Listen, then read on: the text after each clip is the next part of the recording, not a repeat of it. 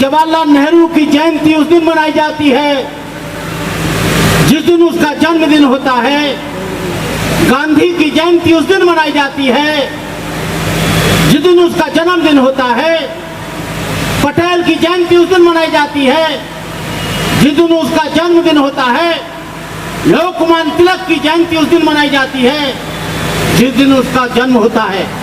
लेकिन मेरे बोधिसत्व डॉक्टर बाबा साहब अम्बेडकर की जयंती 1 अप्रैल से शुरू होती है और पूरा मई का महीना तक पूरी मनाई जाती है। जितनी लंबी जयंती डॉक्टर अम्बेडकर की मनाई जाती है उतनी लंबी जयंती कोई नहीं मनाई जाती है। लेकिन तुम लोग बहुत इमोशनल हो, बहुत भावुक हो। डॉक्टर अम्बेडकर की जयंती कोई गंदा तावीज नहीं है। डॉक्टर अम्बेडकर की जयंती कोई झाड़ फूक नहीं है। डॉक्टर अम्बेडकर जयंती कोई वैष्णो देवी का गाना नहीं है। डॉक्टर अम्बेडकर की जयंती माता ने बुलाया है, वो जयंती नहीं है। डॉक्टर अम्बेडकर जयंती एक चिंतन है, एक मनन है। तुम लोग डॉक्टर अम्बेडकर जयंती मनाते हो एक दिन, लेकिन तुम्हारा दुश्मन 365 वर्ष तक तुमको घेरने की तैयारी करता है। कभी इस पर चिंतन करना। तुम लोग अम्बेडकर जयंतियां करना भूल जाओगे और शायद 2024 में यदि ऐसा हुआ तो ना तुम डॉक्टर अम्बेडकर जयंती मना पाओगे, ना तुम बुद्ध जयंती मना पाओगे। तुम लोग गाने में मशगूल हो रहे हो। तुम लोग अम्बेडकर जयंतियों में अतिथियों को बुलाकर माला डालने में और उनका स्वागत करने में इमोशनल हो रहे हो। तुम्हारा आरक्षण खत्म किया जा रहा है। तुम्हारे बच्चों की एजुकेशन खत्म की जा रही है। तुम्हारे दिन रात तुम्हारे ऊपर तलवारें चल रही हैं और तुम लोग इतने इमोशनल हो, जो भी आ जाए उसको मालाओं से लाद देते हो, चाहे भंते करुणाकर हो। तुमको ये नहीं दिखा जा रहा है कि तुम्हारा डिमोशन हो रहा है। या तुमको पढ़ने का अधिकार दिया तो बाबा साहब डॉक्टर अम्बेडकर ने दिया। यदि बाबा साहब डॉक्टर अम्बेडकर तुमको पढ़ने का अधिकार न देते तो तुमको नौकरी कहां से मिलती? तुमको नौकरी मिली तो तुम बड़े बड़े बंगलों में और बड़ी बड़ी गाड़ियां लेकर वो LCD का टीवी लगाकर देख रहे हो, लेकिन तुम्हारी नौकरियों के अवसर समाप्त किए जा रहे हैं। नौकरी कहां करोगे? नौकरी कहां करोगे? रेलवे बेचा जा रहा है, BSNL बेच दिया गया, BHL बेचा जा रहा है, एयरपोर्ट बेचा जा रहा है, बैंकें बेची जा रही हैं, LIC बेची जा रही हैं। जब सरकारी संस्थान नहीं रहेंगे, नौकरी क्या खाक में करोगे? तुम लोग चुप हो, डॉक्टर अम्बेडकर जयंती मना रहे हो, लेकिन तुमको इस बात की चिंता नहीं कि आने वाली पीढ़ी में जो तुम आरक्षण के बल पर जिस पायदान पर चढ़कर तुम्हारे बच्चे डॉक्टर, इंजीनियर और कलेक्टर बने हैं, उसको खत्म किया जा रहा है। संघ परिवार और तुम्हारे सारे वजूदों को खत्म कर रहा है। तुम लोगों को सड़क पर आना होगा। तुमको मालूम है जब तुम्हारी अभिव्यक्ति होती है तो रतनलाल जैसे और रविकांत जैसे चंदन व्यक्ति को जेल में ठूस दिया जाता है। आपको मालूम होना चाहिए अलीगढ़ में सागवान सिटी में 250 परिवार शेड्यूल कास्ट के रहते हैं। उनको अम्बेडकर जयंती नहीं मनाने दी और उन्होंने कहा कि हम मकान बेचेंगे। हम उनके बीच में गए, अरे कायर और बुज़दिलो, मकान बेचकर कहां जाओगे? कलकत्ता जाओगे कि बंबई जाओगे? इलाहाबाद जाओगे क्या दिल्ली जाओगे? पूरे देश में तो जातिवाद है। कहीं भी चले जाना, जैसे कुत्ता मांस को सूंघता है वैसे यहाँ इंसान जाति को सूंघता है। यहाँ पर जातिवाद है, तुम उससे लड़ना।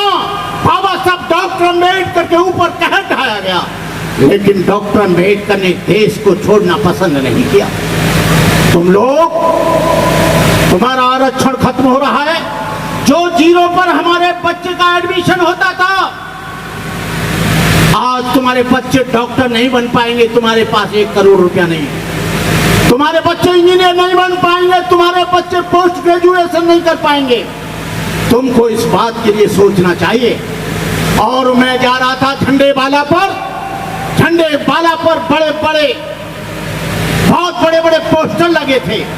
उसमें लिखा था हिंदू राष्ट्र निर्माण हेतु सम्मेलन। अरे हिंदू राष्ट्र, अरे हिंदुओं, अरे आरएसएस के लोगों, ये देश तुम्हारी बाप की बापती जागीरदारी नहीं है। इस देश में मुसलमान भी रहता है, इस देश में ईसाई भी रहता है, इस देश में बैकवर्ड भी रहता है, इस देश में बौद्ध भी रहता है, इस देश में सिख भी रहता है। हिंदू राष्ट्र तुम कैसे कर पाओगे? हिंदू राष्ट्र बनाने का मतलब है कि तुम्हारे लिए मनुस्मृति तैयार है, तुम्हारे पीछे झाड़ू आगे हारी, तुम्हारी शिक्षा को रोक दिया जाएगा। बहन सीमा समृद्धि ने 4 अपराधियों को फांसी के तख्ते पर चढ़ाया, लेकिन बहन सीमा समृद्धि, ये मत भूल जाना, स्त्रियों को, शूद्रों को पढ़ने का अधिकार नहीं था। ये मेरे बाबा साहब डॉक्टर अम्बेडकर ने अधिकार दिया, जिसकी वजह से तुम 4 बदमाशों को सूली की धरती पर चढ़ाया। हमारे यहाँ के ग्रंथों में लिखा है, स्त्री शूद्रो नाद्यताम सबड़े तपजत फटपुणाम धारणा शरीर भेदो चाणे ज्ञासेद सापत ताड़त पुरुष कहता विप्र पूज गावे संता पूजे विप्रशील गुणहीना सुदन गुणवन ज्ञान प्रवीणा। ये लोग कहते हैं कि स्त्री और शूद्र के लिए विद्या वर्जित है। आज से 60 और 70 साल पहले कोई भी लड़की इस देश में वकील नहीं थी, कोई भी जज नहीं थी, कोई भी डॉक्टर नहीं थी, कोई भी इंजीनियर नहीं था, कोई भी आईपीएस नहीं था, कोई भी आईएएस नहीं था। लेकिन बाबा साहब डॉक्टर अम्बेडकर ने तुम्हें संविधान में अधिकार दिया। बाबा साहब डॉक्टर अम्बेडकर ने कहा था, हे मेरे अनुयायियों, तुम्हें संविधान की रक्षा करना। यदि संविधान जिंदा है तो मैं जिंदा हूं, और मैं जिंदा हूं तो तुम जिंदा हो। संविधान जिंदा है तो तुम जिंदा हो। संविधान में जो आर्टिकल नंबर 14, 17, 18 में जो आपको अधिकार दिया है, उसकी वजह से आप यहाँ पर। लेकिन आज भी हम देख रहे हैं कि संविधान को पूरा तोड़ा और मरोड़ा जा रहा है, संविधान को पार्लियामेंट में चलाया जा रहा है, लेकिन यहाँ की सरकार चुप रहती है। आपको मालूम रहना चाहिए, रविकांत टंडन को उन लोगों ने, पांडे ने पीट कर उनको, दोनों के खिलाफ एफआईआर हुई। लेकिन एबीपी के लोग, जो लोग एबीपी के लोग थे, अखिल भारतीय विद्यार्थी परिषद के लोग, वो उसको खींच कर ले गए और उसको जेल नहीं जाने दिया। जेल के बार गया तो वो शेड्यूल कास्ट का व्यक्ति गया। आज हमारी अभिव्यक्ति पर लगाम लगाई जा रही है। आज हमारी अभिव्यक्ति पर बहन सीमा कुशवाहा, मैं तुमसे अनुरोध करना चाहता हूं, बैकवर्ड के बहुत महापुरुष हुए, तुम ओबीसी समाज से आती हो, लेकिन जैसे ये समाज, दलित समाज तुम्हारा सम्मान कर रहा है, मैं चाहता हूं देश में ओबीसी और बैकवर्ड भी तुम्हारा वैसे सम्मान करे, तो मुझे खुशी होगी, मुझे अच्छा होगा। रामास्वामी नायकर, बुद्ध, ज्योतिराव फुले, गाडगे महाराज, कबीर, ये सारे बैकवर्ड के महापुरुष थे जिन्होंने बैकवर्ड को सम्मान दिया। लेकिन रामस्वरूप वर्मा कहते थे, बैकवर्ड ब्राह्मण के कहने से वो दलित पर जुल्म करता है। जितना बड़ा ब्राह्मणवादी और मनुवादी बैकवर्ड है, उतना बड़ा कोई नहीं। कहीं देखोगे तो कहीं गुर्जर जुल्म कर रहा है, कहीं जाट को जुल्म कर रहा है, कहीं यादव जुल्म कर रहा है, कहीं कुशवाहा जुल्म कर रहा है, कहीं लोहार जुल्म कर रहा है। इस जुल्म की प्रक्रिया को तुमको खत्म करना होगा। मैं कहता हूं, जब तक जाति रहेगी तब तक जुल्म रहेगा। ये सरकार बहुत विधेयक लाती है, लेकिन एक विधेयक ये भी ले आओ कि जो सरनेम लिखेगा और जो जातिवादी सूचक शब्द लिखेगा, उसका आजीवन कारावास होगा। जाति खत्म हो जाएगी।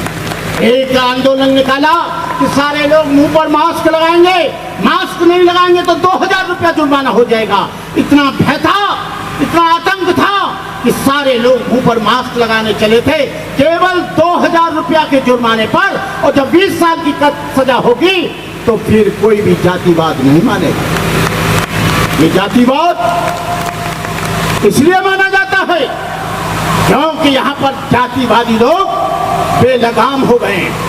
जातिवादी लोग, कहीं बलात्कार हो रहा है, कहीं चोरी हो रही है, कहीं डकैती हो रही है, कहीं व्यभिचार हो रहा है, कहीं कुछ हो रहा है। ये केवल जातिवाद के कारण सारा का सारा जो उत्पाद है, जातिवाद उसकी जड़ में एक बहुत बड़ी समस्या है। इस जातिवाद के लिए आपको मालूम होना चाहिए, आप डॉक्टर अम्बेडकर की जयंती मनाते हो, आप बड़े बड़े गाने सुनते हो, बड़ी बड़ी ताली बजाते हो, लेकिन इस ताली बजाने से कुछ नहीं होगा, क्योंकि जब सत्ता बदलती है तो व्यवस्था बदलती है। उत्तर प्रदेश में बीएसपी की गवर्नमेंट आई तो सारे लोग घबराते थे, अरे काहे की ताली बजा रहे हो, संसद भवन उनका है, विधायिका उनकी है, कार्यपालिका उनकी है, न्यायपालिका उनकी है, सारा का सारा मीडिया उनका है, तुम्हारा खाक है, जो ताली बजा रहे हो। तुमको विधायिका में आना पड़ेगा, तुम्हें संसद में पहुंचना पड़ेगा, तुम्हें जो है जज बनना पड़ेगा, तुम्हें जो है अपने आप में विधायिका संसद में पहुंचना पड़ेगा, कार्यपालिका में पहुंचना पड़ेगा, न्यायपालिका में पहुंचना पड़ेगा। लेकिन आज तो सारी की सारी व्यवस्था पर बीजेपी और बीजेपी के लोगों ने, जो लोग आरएसएस के लोग हैं, उन्होंने कब्जा कर लिया है। क्या ये अम्बेडकर जयंती मनाकर तुम्हारा स्वप्न पूरा होगा? ये जागृति तो आ सकती है, लेकिन उसके लिए तुम्हें आंदोलन करना पड़ेगा, उसके लिए सड़कों पर आना पड़ेगा, उसके लिए आपको हुजूम पैदा करना पड़ेगा। मिटा दो जमाने से कुनबा परस्ती, मिटा दो जमाने से कुनबा परस्ती, मिटा दो लुटेरों की शोषण की हस्ती, मिटा दो ये जातीयता वाली बस्ती, मिटा दो गरीबों की फाका परस्ती। ये कब मिटेगा? जब तुम सत्ता में आओगे, हुकूमत में आओगे। हुकूमत में बहुत बड़ी ताकत होती है।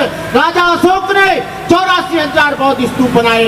जब आप सत्ता में नहीं आएंगे, ना कोई धर्म चलेगा, ना कोई समाज चलेगा, ना समाज की विचारधारा चलेगी।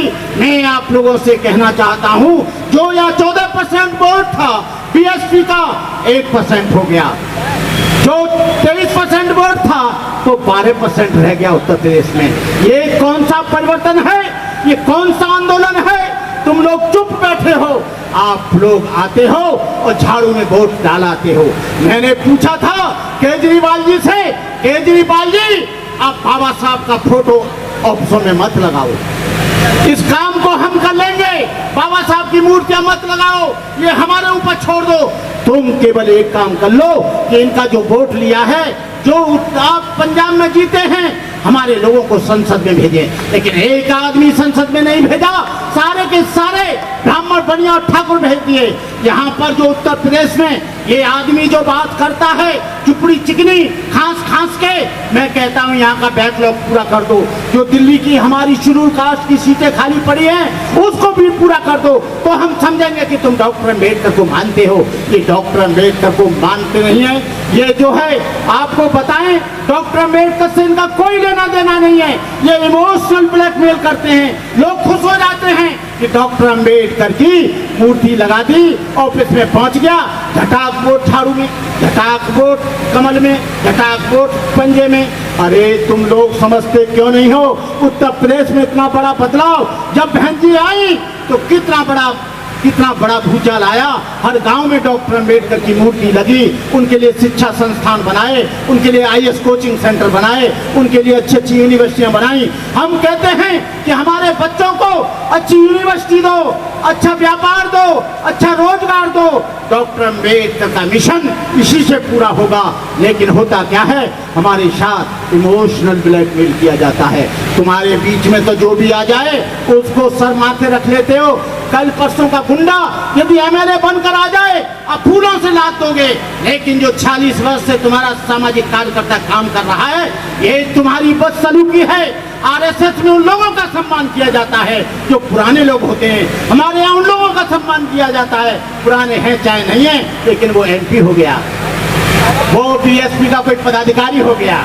अरे इस बात को छोड़कर आपको ये देखना है कि समाज को किसने जगाया। हम काशीराम के साथ 25 वर्ष साथ में रहे, उनका अंतिम संस्कार बनते करुणाकर ने किया, लेकिन हमने कभी इच्छा नहीं करी कि हम एमएलए एमपी बने।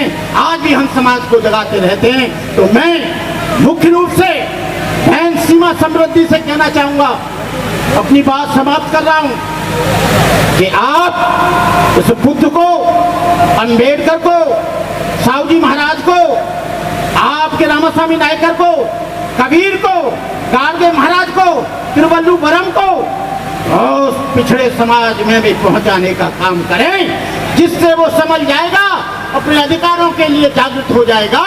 क्योंकि बजरंग दल में यदि हैं सबसे ज्यादा बैकवर्ड के लोग हैं, 60% आरएसएस में बैकवर्ड के लोग हैं। बहन, हम तुम्हारा अभिनंदन करते हैं, अब बीएसपी में आई हैं, हम आपके प्रति कृतज्ञ हैं कि आप बाबा साहब डॉक्टर अम्बेडकर को आपने समझा है, और समझने के साथ साथ आप सबसे ज्यादा ब्राह्मणवाद की लाश को बैकवर्ड हो रहा है, उसे आप जागृत करें। इन्हीं शब्दों के साथ जादान बोलते हुए जय भीम, नमो बुद्धाय, जय भारत, जय भीम।